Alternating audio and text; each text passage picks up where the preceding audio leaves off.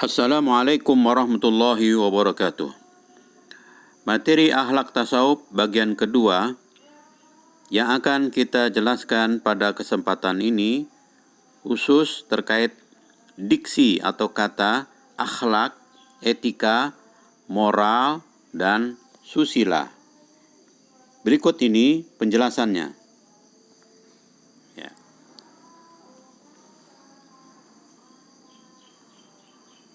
Yang pertama, akhlak. Ya.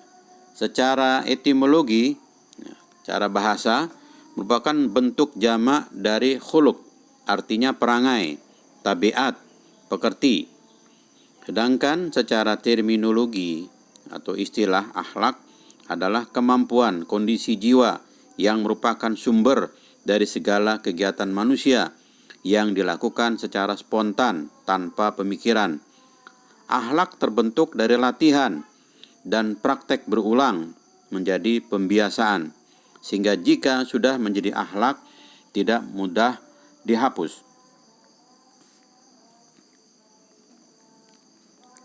Kemudian etika, ya, secara etimologi, etika, etos berasal dari bahasa Yunani, watak, kesusilaan, atau adat.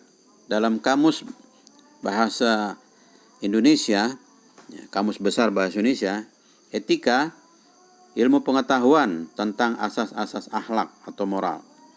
Secara istilah, terminologi, etika, ilmu yang menjelaskan arti baik dan buruk, menerangkan apa yang seharusnya dilakukan oleh manusia di dalam perbuatan mereka, dan menunjukkan jalan untuk melakukan apa yang seharusnya diperbuat.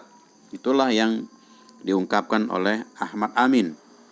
Kemudian etika sebagai filsafat nilai, kesusilaan tentang baik buruk, serta berusaha mempelajari nilai-nilai dan merupakan juga nilai-nilai itu sendiri, seperti diungkapkan oleh Purba Kawaca.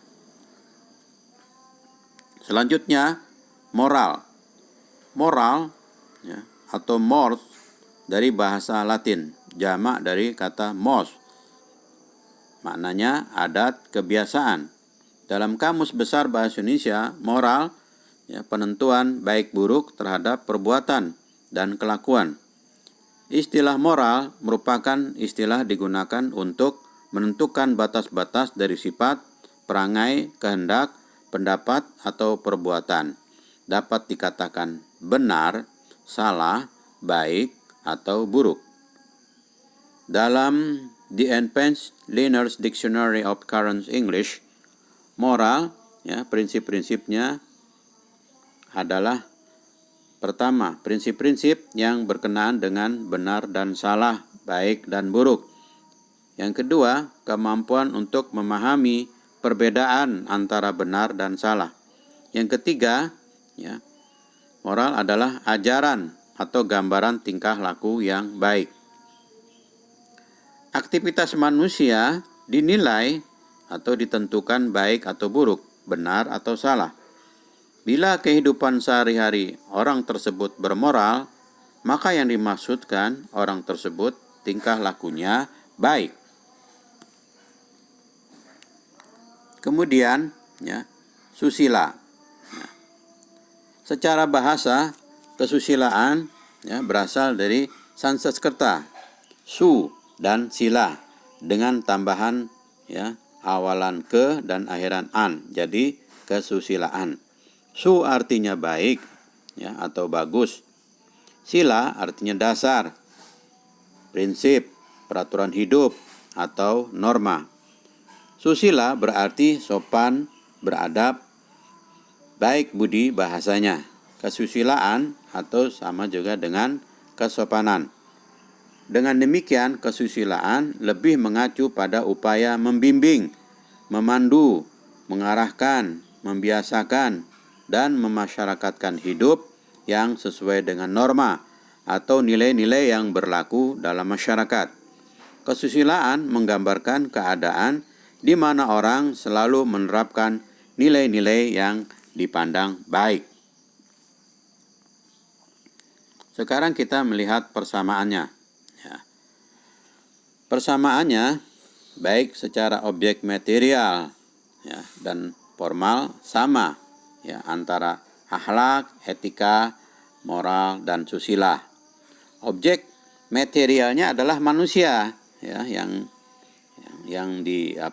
dikaji itu adalah manusia. Kemudian objek formalnya ya sama, yaitu apa? Perbuatan manusia yang dinilai ya baik atau buruk. Ya, kemudian fungsinya juga sama, yaitu dalam menentukan hukum atau nilai dari perbuatan yang dilakukan manusia untuk ditentukan baik buruknya.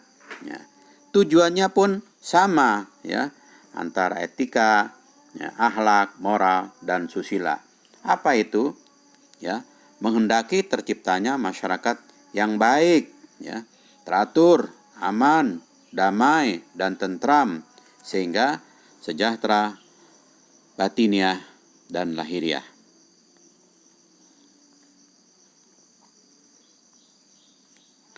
Kemudian, ya, sekarang perbedaannya. Ya, kita lihat perbedaannya. Ya. Kalau etika, tolak ukurnya adalah akal pikiran atau rasio. Ya. Etika ini bersifat filosofis. Ya. Etika juga merupakan konsep. Etika ya merupakan kajian sistem nilai ya, bersifat umum. Dan etika adalah hal yang bersifat teoritis. Sedangkan moral atau susila, tolak ukurnya adalah norma-norma ya, yang berlaku di masyarakat, ya, adat istiadat, ya, perbuatan yang sedang dinilai. Nah, itulah moral atau susila. Juga moral atau susila bersifat lokal, ya, bersifat individual dan bersifat praktis. Ya, moral dan susila ini hal yang bersifat individual berlakunya, ya, kemudian lokal dan hal yang bersifat praktis. Nah, kalau Al-Quran, kalau akhlak, ya, tolok ukurnya adalah Al-Quran dan hadis. Ya, akhlak ini tolok ukurnya adalah Al-Quran dan hadis. Akhlak itu mutlak, absolut, dan tidak dapat diubah. Sedangkan etika, moral, ya, susila itu terbatas, temporer, berubah ya sesuai dengan tuntunan zaman. Nah, inilah ya, perbedaan etika, moral, susila dan akhlak. Demikian ya pada kesempatan ini. Terima kasih. Wassalamualaikum warahmatullahi wabarakatuh.